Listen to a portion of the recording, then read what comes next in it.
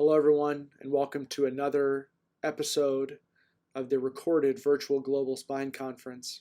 Today, we're featuring a talk called Doing What's Right by Dr. Edward Benzel, Chairman Emeritus of the Cleveland Clinic.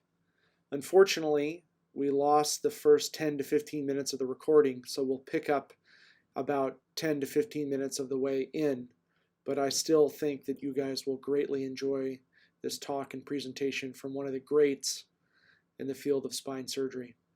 Thanks so much for joining us and hope you enjoy this video. Let's look at her pre and post-op or pre-op flexion extension views. She goes into relatively good extension. Now let's compare that extension with the posture I left her in after surgery. Her spine is straightened. She's got a much greater SVA, and this is almost certainly the cause of her neck pain. This was not a successful operation, and I should have worked much harder at gaining the appropriate posture. How many of you in the audience, and I'm not really requesting an answer for this, but how many of you go to work on any given day with the intent of becoming argumentative with others? Probably nobody. That's because we all care. But we all know that we occasionally get into an argument, some of us more commonly than others. On one end of the spectrum, we have the nearly angelic, and on the other end of the spectrum, we may have individuals who are considered disruptive physicians and are at risk for ruining their careers. So what is the difference? Everybody cares.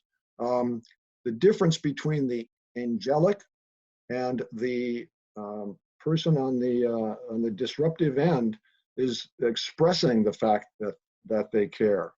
If we keep the concern for empathy, the concern for expressing that we care at the top of our consciousness, our actions will likely reflect that.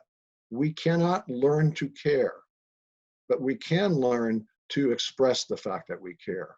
In other words, a lot of these characteristics of leadership have to do with self-awareness, and self-awareness has to do with keeping that caring notion at the top of our consciousness. Leaders inspire.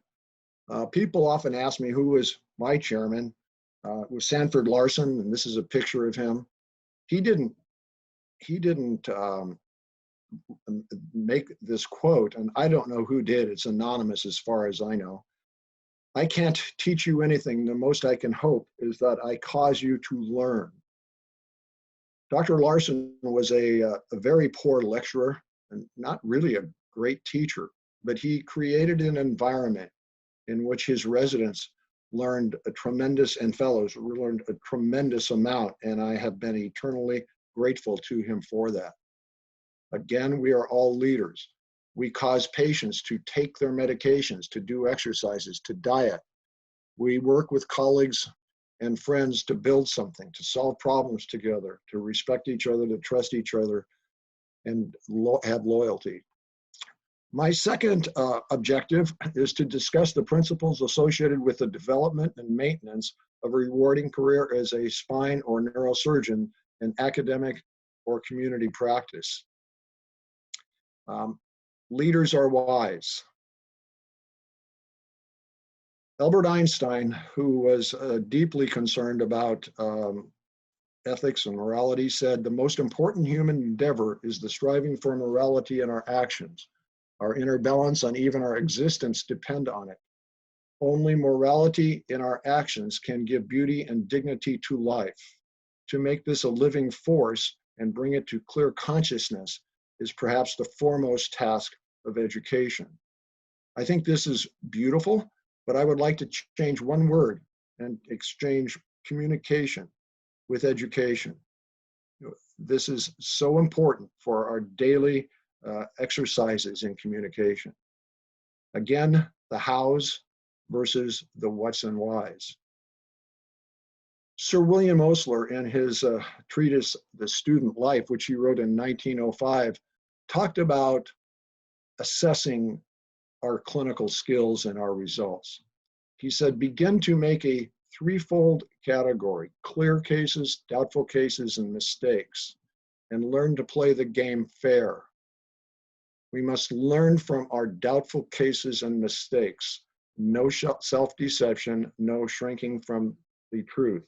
Leaders perpetually reflect. You will see this picture again several times during this talk, because I think it is a graphic example of how we need to reflect and not just blissfully go through our life thinking that everything is good, because it's not. We can always, always, always do better. Perhaps the person who is perhaps one of the first and most notable physicians to be self-reflective is Harvey Cushing. He kept a log of every single patient and communication. He drew pictures, he had photographs, he meticulously recorded his information for research purposes, but also for self-reflection. For the last 20 or so years, I have been doing this. I have different files, cervical, thoracic, Chiari, thoracic and lumbar, and underneath those, this is under cervical and thoracic, I have other files to pigeonhole or categorize patients. And then I blocked out patients' name, but I've got their hospital numbers and other words, cues that I can use to identify patients. So this has become a very rich database for me with all the cases that I've done. And with each file, there is some verbiage and then different photos or x-rays from different periods of time. I don't, there's much better ways of doing this, but I am suggesting that particularly people that are early in their practice, they start collecting their patients, because someday, I guarantee you, you're going to want to know how many of those did I do, and what were their results, and you say, well, I just can't find them. Well, you can if you keep a registry of sorts for yourself. We need to focus on the what's and the whys. About 20 years ago now, I was at a NAS meeting, and it turns out that a person whose name is Eugene Carrigy from Stanford, an orthopedic surgeon from Stanford, was presenting. And there was an audience of about 300 or 400 people, and we had an audience response system. And he presented a case of a lumbar degenerative disease and asked how many in the audience would recommend surgery for the patient. And it was about 80% of the people in the audience recommended an operation. He then came back later in the talk and asked the question a little different way. He said, how many of you would have surgery for this problem? And only 20% said they would. To me, that's damning of our profession. We should do for others what we would have done for ourselves. When there is this sort of a disconnect, this is a lack of wisdom, in my opinion. Nietzsche said, the most common lie is that which one lies to himself. Lying to others is relatively an exception.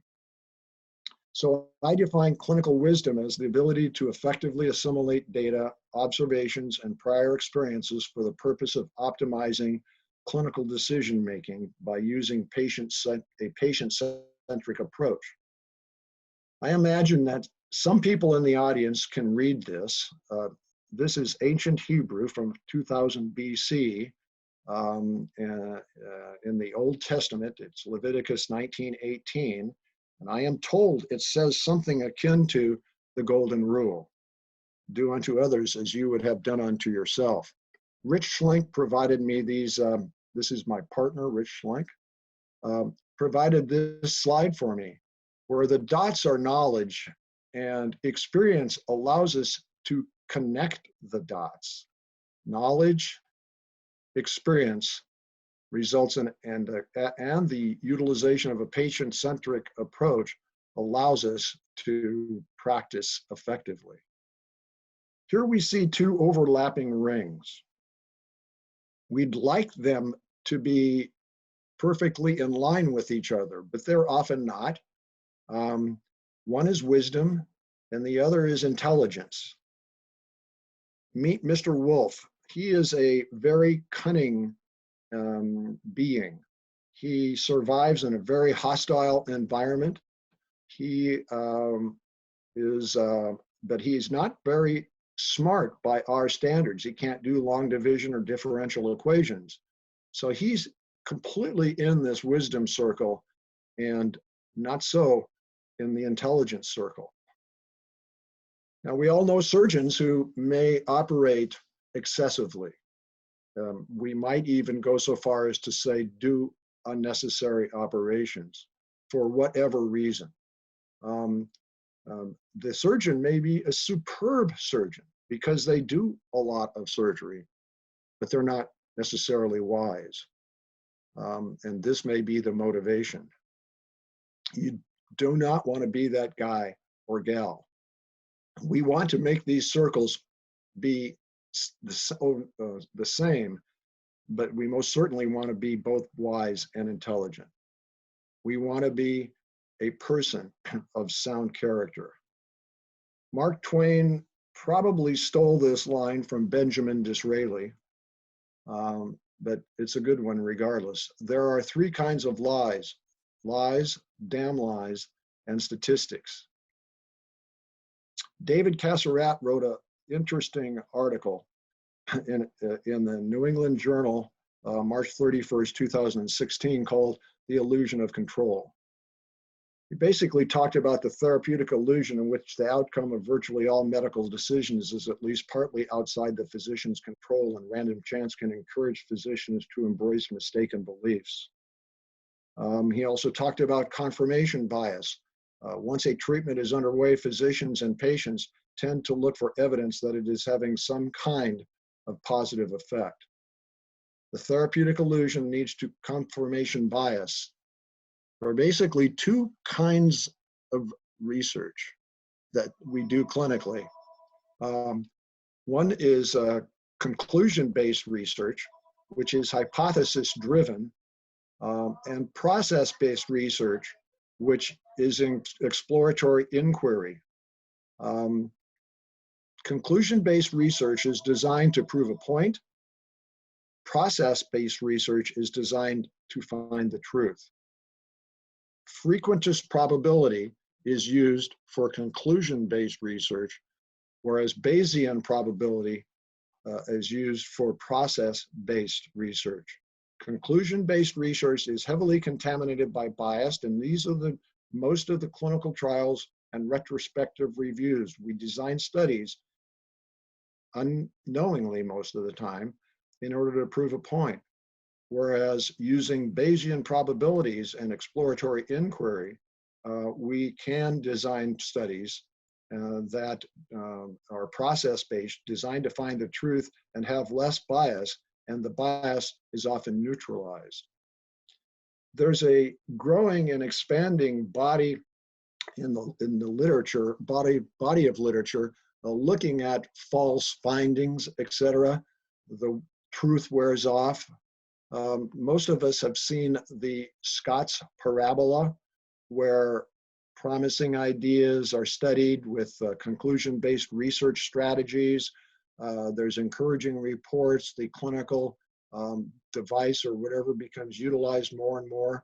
And then people start to see complications, and researchers try to reproduce the studies that were done on the other side of the parabola and can't. The technique falls out of common use, and so on and so forth. The trouble here is that there's oftentimes a tremendous amount of harm that has resulted in getting from the left to the right side of that curve. Here's my patient again. So teams are important. They're very important. They help each individual in the team support each other. They help create that enriched environment I spoke of. We all have teams. These are some of the people that I work with or have worked with that are very valuable to me, and I hope me to them. We need to treat people with whom we work well. This is my wife, Mary, my spousal unit. My recommendation to everybody is to, if you don't have one of these, get one. And if you have one and it's a good deal, do everything in your power to keep things moving along smoothly. It's my 4 sons years ago, and my daughter-in-laws, one couldn't make it, and she was on the beach. Grandchildren. So I was doing a webinar, and my daughter-in-law was watching it and put her daughter, my granddaughter, on the table and said, "Look, there's Grandpa," and she kissed the TV screen. So these are the things that are important and why we need to be selfish, as opposed in addition to being selfless in our work and daily activities.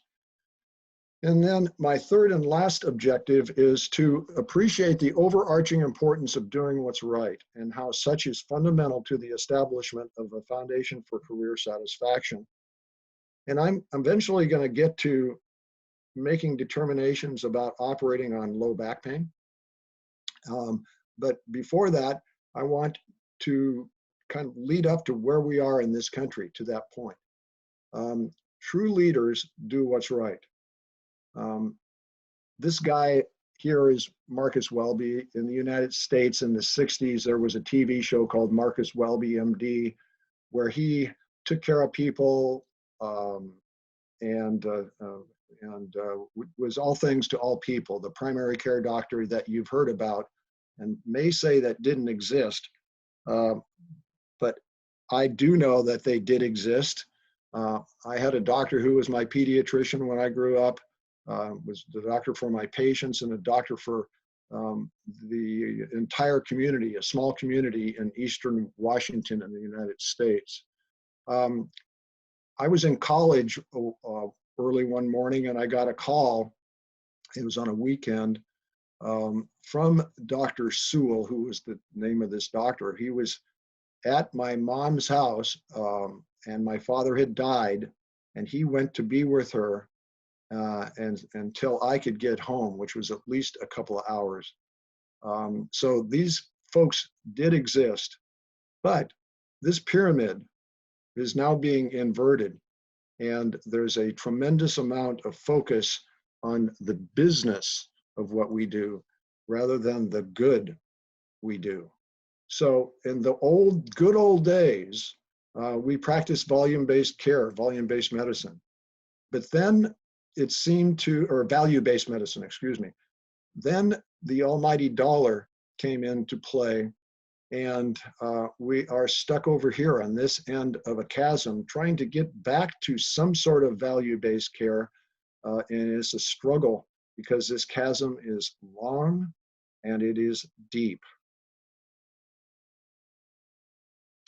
So on the left, on the volume-based care side of things, there are tremendous market pressures.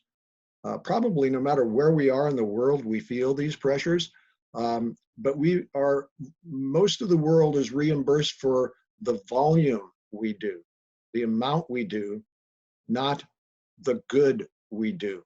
And wouldn't it be a wonderful world if we got were reimbursed based on the good we do?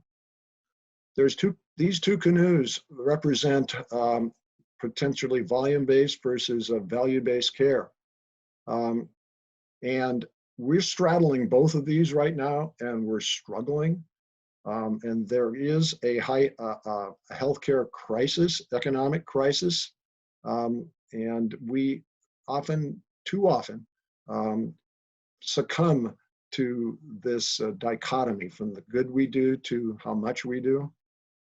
In the good old days, at least in the United States and probably in many places worldwide, doctors often did not know or ask or care what they were paid for individual services. Rather, their concern was simply that in the aggregate, they made a reasonable living.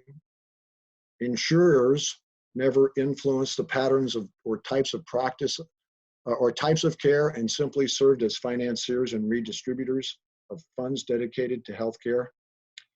Industry was not involved in the provision of services such as reimbursement support because it did not affect the usage of their product. Hospitals would tolerate losing money on one service because they gained it on another. Then doctors, insurers, and industry began to increasingly focus on reimbursement, and the emergence of volume-based care occurred. We started to see practice managers, reimbursement specialists, device and pharmaceutical manufacturer advocates, consultants, specialty hospitals, political action committees and advocates, and administrators. Yes, the administrator. We should blame everything on them, correct? Look how the number of administrators have increased over the last several decades, and the number of physicians have barely made a nudge upward. We could blame most of our problems on administrators, and a lot of the healthcare dollars go into funding administrators and their salaries and their operations. But in a way, we have sort of opened the door for them. But regardless, the existing antiquated financial structure never was intended nor built to withstand such an onslaught of self-interest from multiple sources. So if we look back into the 60s, the expenditure for healthcare in the United States was 5.1% of the gross domestic product. This is basically linearly increased to the point today that is nearly at 20%. There's sort of a correlation with the number of administrators in all of this. Our per capita healthcare spending is at $7,000 in 2006, and it's close to $10,000 per capita in the United States. That's $2,000 more dollars than the next closest country, which is Norway. Our infant mortality is higher than many other first world countries in the world. Our life expectancy is far down the list of first world countries. The quality of life index is 31 in the United States, which is quite far down the list of other countries. Of course, we are a powerful country. Are we getting our money's worth? An orthopedic surgeon from Canada made this statement, and I think it's partly true, but it is most certainly food for thought. It has always been a source of bewilderment that the richest and most powerful nation in the world should have a healthcare system that, while providing state-of-the-art services to those who can afford it, and thus most likely do not need it, either leaves the less fortunate denied or rendered destitute by the cost of care. So if you were a healthcare legislator, how would you deal with this problem? We need to reduce spending by $2,000 or $3,000 or $4,000 a year per person. Well, we overtreat, and it's abundantly clear that we do. We do too many surgeries. We give too much medications. We do too many imaging studies. Atul Gawande wrote a piece in the New Yorker, for those of you who are interested, called Overkill. An avalanche of unnecessary medical care is harming patients physically and financially. What can we do about it? If we look at this map that came from the Dartmouth study group a while back, that looks at the incidence of spine surgery per capita in various regions of the country of the United States, we see that there are, in the dark red, are 10%, tenfold greater than the light brown colors. So in some regions right next to each other, there's a tenfold difference in the rate of spine surgery. And it's not because the people in Arizona have 10 times the problems of the patients in New Mexico. There's got to be something regarding the factors, including money, that influence surgery. When I moved to the Cleveland Clinic, I was there for several years, and I got a call from the New York Times, and they wanted to interview me, predominantly because of my, in quotes, conservative posture regarding spine surgery. And so I talked to our media people, and they said, you know, what you need to do, since this is going to be a telephone interview, is have 3 sound bites, 3 points you want to get across, and no matter what they ask you, you answer with one of those. So I had a quick lesson on becoming a politician. Never answer the questions, just provide the answer that you want them to hear. My 3 sound bites were: cave into market pressure. We physicians cave into market pressures. And that I said greater than 50% of the operations were probably appropriate or inappropriate, and that the system for reimbursement is totally perverted. And I think all of those are true today, except for the fact that 10 years later, in 2013, our rate of surgery had increased 200%. So if we were doing twice as much spine surgery as we should have been doing in those days, in 2003, we may be doing 4 times as much today. So I'm going to really try to tie this all together in dealing with chronic pain. Chronic pain patients can be like the elephant in the room when the others in the room are blindfolded. We can touch different parts of the elephant and have different opinions about what it is we're dealing with, because we can't see the elephant in the room. There are a variety of chronic pain syndromes: TMJ, headache, pelvic pain, GI pain, joint pain, fibromyalgia, and of course the bane of our existence, back pain. In 5 or 6 years ago, our expenditure for health care in the United States was roughly $2 trillion. That is roughly, if you divide it by 300 million people, roughly $7,000 per person, as I alluded to in this cartoon or graph here. We spend about 1/3 of our healthcare dollars on chronic pain and chronic pain syndromes. Much of that expenditure is money being thrown down a rat hole. If we could cut that in half and only spend and cut it down by $300 billion, 300 billion as opposed to $635 billion that is spent on chronic pain annually, we would cut our expenditures by 15% and reduce the gross domestic product, the expenditure compared to the gross domestic product to the way it was in the 90s. That's huge.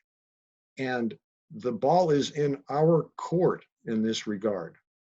So value equals quality over cost, but when utilization of resources does not correlate with value achieved, then we're doing something wrong.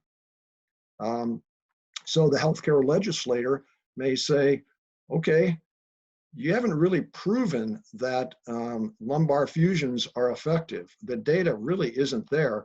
What we're going to do is not reimburse you for them. You can do the operations, but we're not going to reimburse lumbar fusions. We don't want that. We know that some people benefit from this. We need to be more responsible as a community, a worldwide community of physicians. I'm going to use an example here of back pain. A lot of the IDE studies, et cetera, that were done for various things like threaded interbody fusion cages, etc. IDET, many other studies looked at managing back pain, and the criteria for surgery was back pain that had been present for over 3 months and that did not respond to conservative management. Well, back pain isn't back pain. There are myofascial back pain, which is muscle spasms and the most common type. It's an overuse syndrome. There's inflammatory back pain that may be associated with the ankylosing spondylitis. There's mechanical back pain. This is the pain that we probably can help with surgery. It's deep and agonizing pain. It's a syndrome. It's deep and agonizing pain that is improved with rest and unloading, and is worsened with loading. And if the patient can't find a position of relative comfort, how can we find a position of comfort for them during surgery? And then there's chronic back pain, or chronic pain syndrome, pain that's been there for a while, usually over 3 months, but has other characteristics associated with it. Myofascial back pain affects all ages, is acute in onset, episodic, muscle tenderness, improves with time and exercise, and it is by far the most common back pain, and there is no surgical intervention required. Inflammatory back pain is seen in young adults. This is ankylosing spondylitis. Pain is early morning, gradual onset, improves with exercise as opposed to mechanical pain, which worsens with exercise. Does not improve with rest, nocturnal, particularly in the second half of night, and they can often have alternating buttocks pain. There's serologic and imaging findings that correlate with ankylosing spondylitis, including SI joint fusions and sclerosis. Mechanical back pain is a syndrome. Deep and agonizing pain, worsened by loading, and most importantly, improved by unloading. If the patient complains of 24/7 pain, it's probably not mechanical back pain, but probably a chronic pain syndrome. It's chronic, but they also have non-restorative sleep, henceforth 24/7 pain, low energy level, decreased activity, often on opiates or narcotic medications. I would like to introduce a term, pseudoconcordance, which I define as an apparent but erroneous relationship between an assumed cause, i.e. an imaging study, and an effect or back pain. So let's look at a patient, a young patient with undiagnosed ankylosing spondylitis. He has early morning pain, gradual onset, improved with exercises and all the characteristics. This is nothing like mechanical back pain. But he has an MRI which shows an L4-5 spondylolisthesis. So the surgeon that sees him says, aha, you have back pain, and your diagnosis is L4-5 spondylolisthesis. Let me state at the outset here that that is an imaging finding, L4-5 spondylolisthesis. It is not a diagnosis. The diagnosis in this case is back pain. Now we just have to determine what type. So this patient has an operation, and then another operation because he's still got back pain, and then another operation and multiple procedures.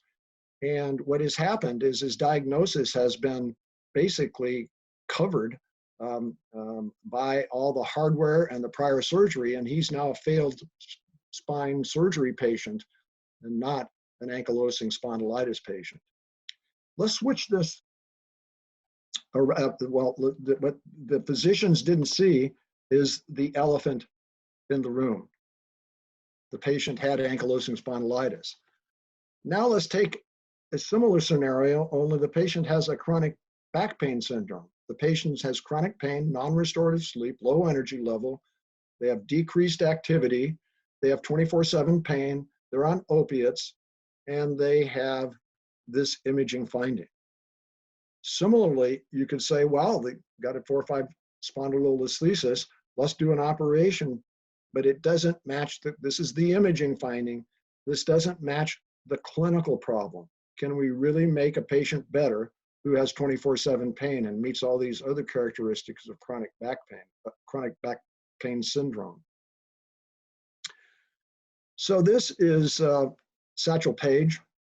He was an American baseball player and was one of the first players to break the color barrier and go play in Major League Baseball. He was also sort of a comedian and had a lot of one-liners, so to speak. One of them he stole from Mark Twain, and this is it. It's not what you don't know that hurts you. It's what you know that just ain't so. So often we think we know what the answer is, but we need to be reflective. We need to look at it again and say, do we really know the answer here? And should we pursue further? Our patients' tendencies in the United States, and I imagine in other first world countries, is to want passive therapy. Toxic pills and surgery are passive. The patient just lays there, puts something in their mouth. People are not interested in lifestyle changes, losing weight, cessation of smoking, exercise, etc.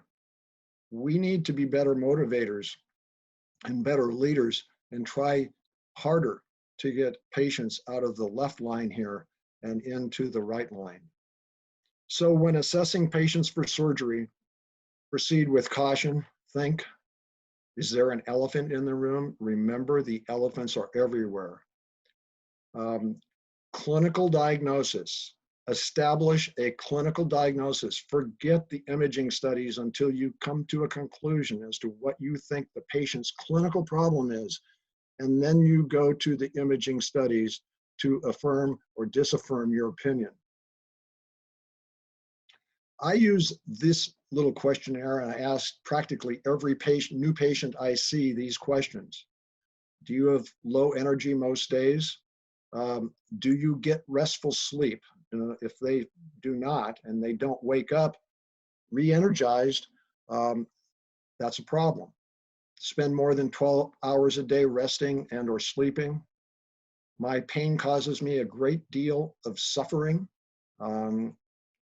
This is an emotion. Emotion shouldn't really be playing a role here. And when people suffer, they amplify pain. And I have pain in 2 or more parts of my body. In other words, I have multiple unrelated somatic complaints. We can treat these patients without surgery, and there are foundational strategies, and they involve active lifestyle change factors versus passive strategies. They may include medications such as membrane stabilizers or some antidepressants, but they also involve core strengthening exercises, flexibility exercises, smoking cessation, weight loss. Empower the patient to help themselves. Be aware of this term, cognitive behavioral therapy. That's what a clinical pain psychologist might do. And there are a growing number of physical therapists who are cognitive behavioral therapy oriented. We found in a study at the Cleveland Clinic, which is still ongoing, that patients with physical therapy alone really do not benefit statistically in a statistically significant way. But patients who are treated by a cognitive behavioral therapy oriented physical therapist, combined with a clinical psychologist, have had statistically significant improvement in every parameter measured. So working with the mind and body at the same time can and does make a difference in these patients. I always tell patients, hurt versus harm. This back pain you're experiencing may hurt you, but it is not going to harm you. And I'd say at least 25% of the people said, really? I was scared to death that my back was going to explode or my spinal cord was going to be severed or something.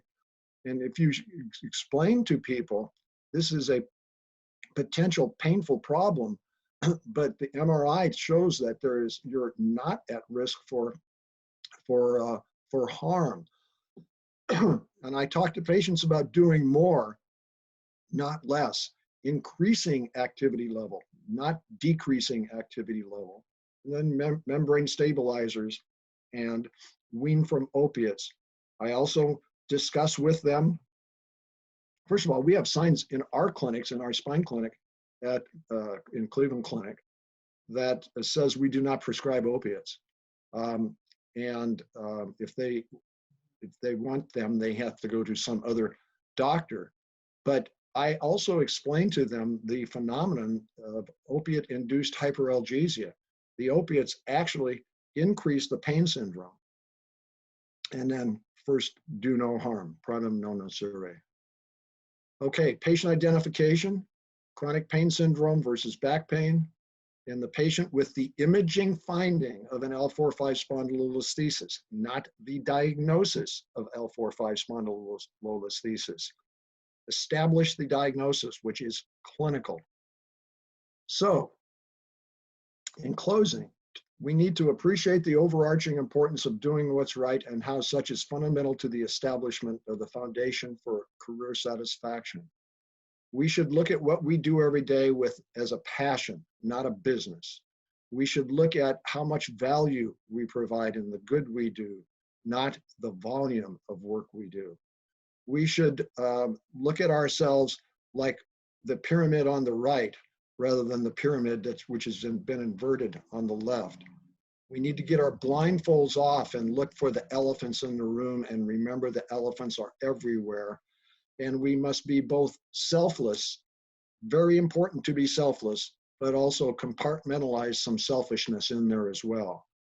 And think of our job as a calling, not as a job.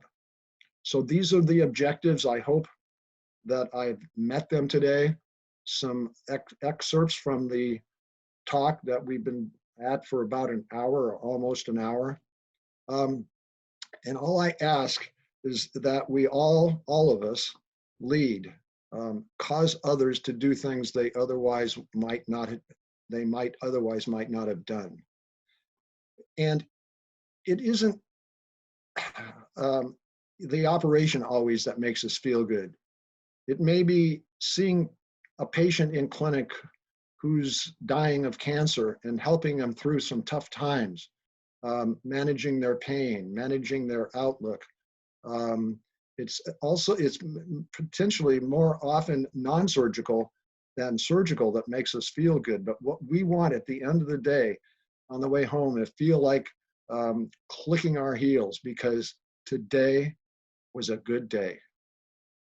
And I close with this line from Machiavelli.